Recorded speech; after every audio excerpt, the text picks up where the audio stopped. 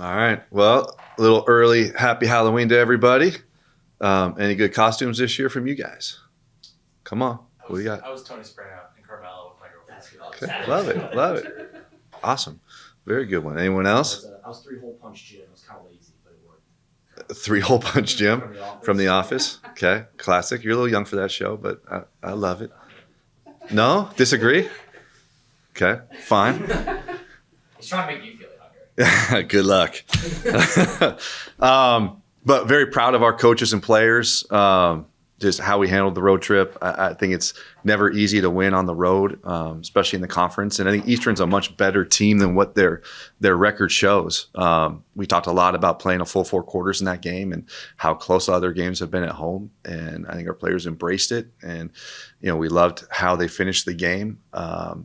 And I think our defense did a great job responding after the first couple drives and really settling in and playing well throughout the rest of the game. And moving on to this week, obviously Battle of the Bricks is a huge rivalry. And I think these are what make college athletics so great, are these long-standing rivalries that mean so much to players, staff, and obviously alumni and all the stakeholders within those universities.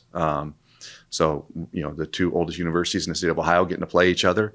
And in my time at Ohio University, every year this has had championship implications, as the 2 of our programs have played in each of the last 3 conference championship games.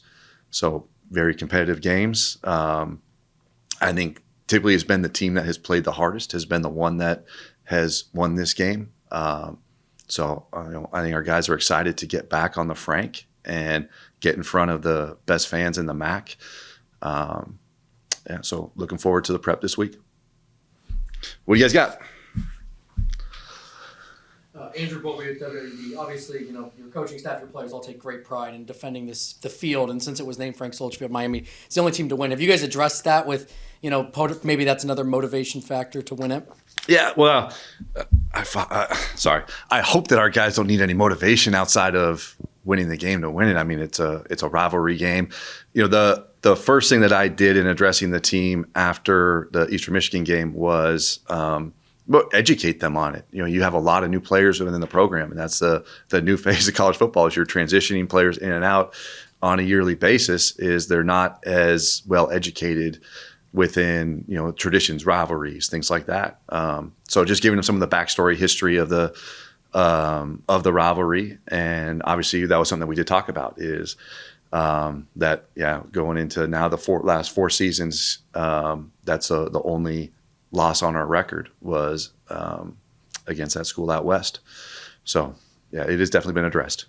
And obviously, I assume, since the MAC championship last year, I figure you've at least gotten to watch a little bit back of that game. Just what do you remember about that day? Just what do you take away from that day when you guys beat Miami in the MAC championship?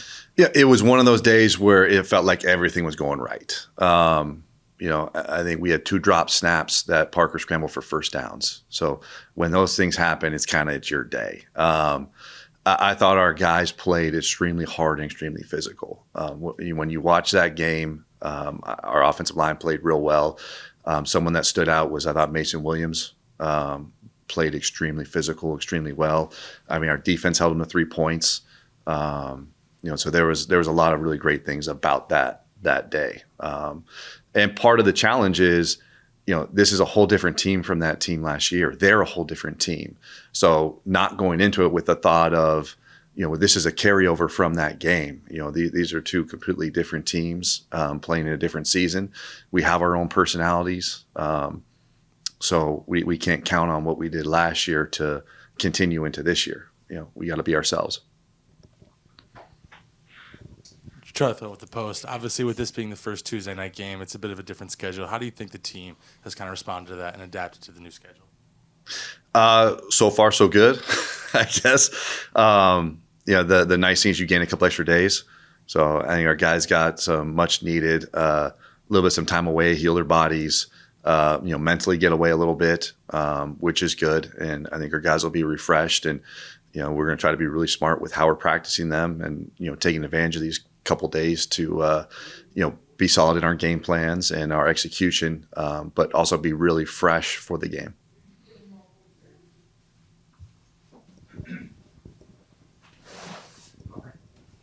Grant Key for WAB. Last year, all the signage and stuff in the room, the 2023 game playing this year, there's nothing. You've talked a lot about this year. Hey, if this stage of playing on a big stage, doesn't get you excited, then I don't know. Is that kind of like the same vibe with this one a bit? It is. I think you can overemphasize some of those things, and the team can play tighter than you want them to. I want our guys playing fast and physical and being loose and really just focused on, their teammates, the game plan, how hard they're going to play. I think it can have a negative effect sometimes if you're playing a loss in the locker room on 24/7. That the team can be tighter and they're worried about the wrong things. I just want them to focus on how much they care about each other and how hard they're going to play for each other. Ethan Sargent, Total Media Sports. Obviously, Parker Navarro is one of the best quarterbacks in the country when he gets outside the pocket and can move around with his legs. But this coming week, you're facing off against another quarterback in DeQuan Finn, who is very good outside the pocket and has a lot of mobility. So what's kind of been the game plan when it comes to the second level and the linebackers, when it comes to attacking how DeQuan is going to be outside the pocket? Yeah, we're spending time on that, obviously, in practice of his ability to scramble and extend with his feet. Because that is challenging. And we obviously know it firsthand because we appreciate how talented Parker is in those opportunities. And, aside from just his ability to extend plays with his feet, he was also the Conference Player of the Year 4 years ago. So he's a kid that has a lot of experience playing football, experience within the conference, is very talented. So that does present a good challenge for us defensively for sure. And then when you look at this matchup, really from both sides of the football, where are some areas you feel like your team can attack Miami? We're always going to focus on our execution as a team and how hard we're going to play. Those are the things that we really emphasize the most.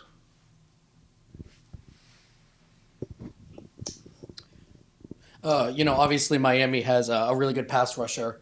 I can't remember what his name is at the moment, but you guys played Ball State's pass rusher. You got 3.5 sacks. How much of an emphasis are you guys putting on the offensive line to be able to protect Parker in this game? Yeah, that kid. Not that you can put a ton of stock into PFF grades, that kind of stuff, but he's the highest graded player on the defensive line that we played against.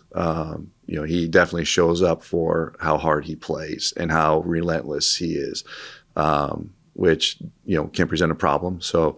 Definitely things that we are working on and, trying to figure out ways that we can either get guys help or we're making sure we're getting the ball out on time because, negative plays do hurt drives.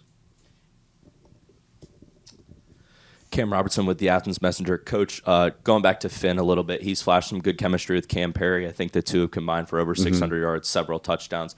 Does that give your defense, kind of an advantage on knowing how to defend it, given that you guys see a similar chemistry between Parker and Chase kind of day in and day out at practice? I would say playing against two really good players that have good chemistry is going to be challenging, whether you see it in practice or not.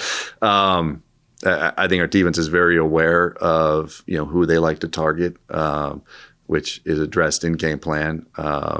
And we're definitely working on how to contain the quarterback. Yeah.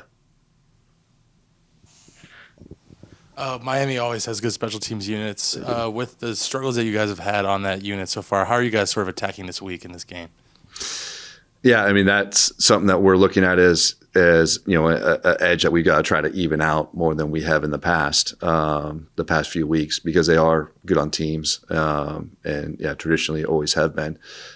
So we're just continuing to work on how we can improve those. We've made adjustments throughout the past couple of weeks, and I think that was a lot of improvement within, especially this last week, in how our guys played.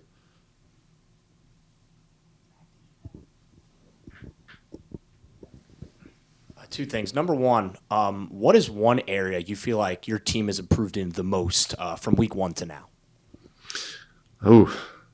Something that stands out to me is our punting unit. I think has improved a ton. I think Magnus's growth as a punter has been awesome to kind of see how that's progressed. I think that's been a huge area that we've improved from Rutgers to now. And then what's your message to the fans on Tuesday night? Obviously, midweek game, I don't have to set the stakes. How important is it for the Frank to be packed on Tuesday night? Yeah, I think our stadium is a great home field advantage, especially when it's full. So I would hope that they appreciate the manner in which our kids approach these games and how hard they play, and that they're a very fun team to be around and watch. So it's going to be a great atmosphere for them, and then obviously having that energy is huge for our players as well.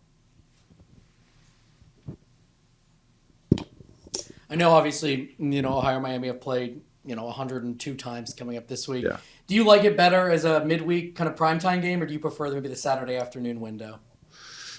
Anywhere, anytime. I mean, these games are awesome to be a part of.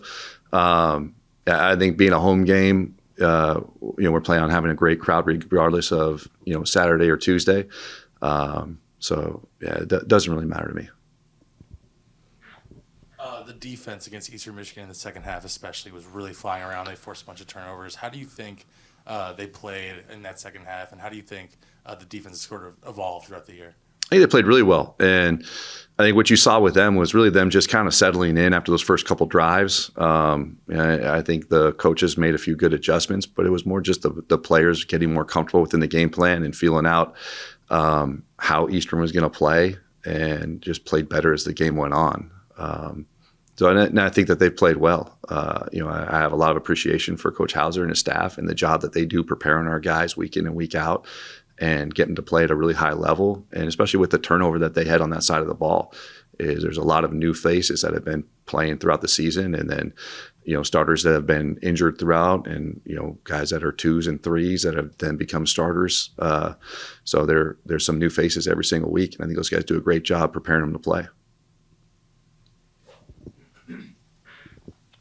The two defensive starters going down with injury last week. Do you have any updates on Adonis? I imagine is Michael Molnar season probably over?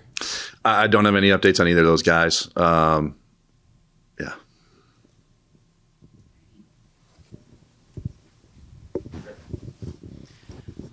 One quick question for you, Coach. Okay. So being on a Tuesday night is a unique thing for a football program. What is it like for you to get the opportunity to represent Ohio University on a night where there aren't a lot of eyes on football? I think it's awesome. That's the great thing about MACtion is, it's the only football game on TV that evening. So you do get a lot of eyes on you, and eyes that maybe typically don't watch your program. So it's a great way for our players to represent themselves while they're also representing the school, and showcase the type of player they are and the type of team that we are. So it's a great way to represent the conference and the school and our program.